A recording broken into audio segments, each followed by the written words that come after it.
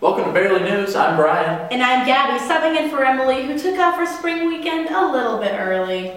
Apparently that's a thing you can do around here. I did not know that.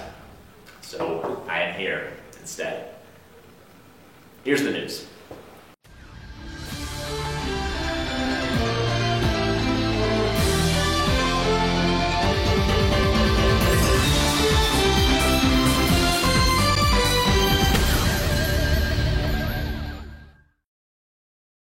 In world news, nobody was murdered in El Salvador this last Saturday, in one of the first homicide-free days in almost 3 years in the country.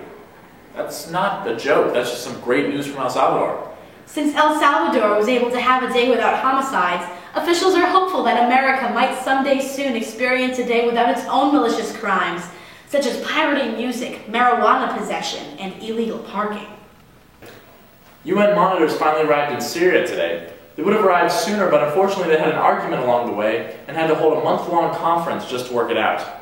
The White House finds itself waist-deep in a prostitute... Can you scroll a little? In a prostitution scandal. 11 Secret Service agents have been sent home from Colombia for bringing prostitutes back to their hotel. President Obama, who had not yet arrived at the country at the time, said that he felt angry, disappointed, and a little left out.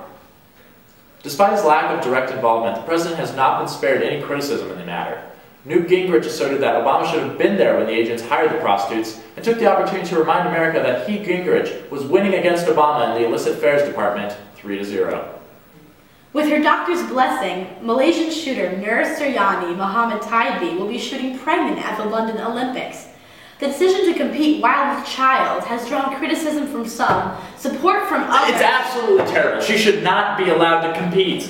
Brian, she has the go-ahead from her doctor. The baby will be fine. I don't care about the baby. I don't give a shit about the baby. It's the commentators I'm worried about. Think of all the stupid baby jokes they're going to make. They'll go, Ty B, who's shooting for 2, or if she wins, they're going to say, oh, that baby's already a winner in this world. No, it just creates another stupid opportunity for the commentators to suck at their jobs, make stupid puns that are going to embarrass their children, make the rest of us chafe with desire to unseat them and replace them with drunk monkeys. Okay, look, I don't do that pun shit.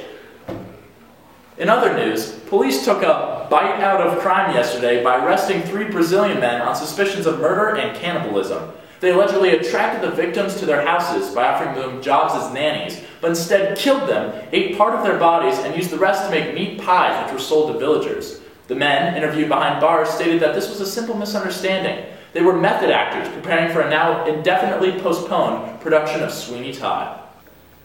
DPS wants to teach men how to defend against sexual violence.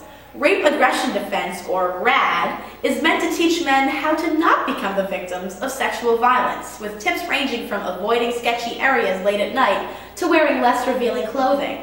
Said one DPS official, the program will focus on redefining masculinity. It unpacks a lot of the cultural norms around what we're taught it means to be a real man. Brown, emasculating men even when teaching them how to fight. Well, that's Barely News, everybody. This is Brian Smith filling in for Gabby and Emily now, who have both left early for spring weekend somehow. That's fine. That's fine. Have a great spring weekend, everybody.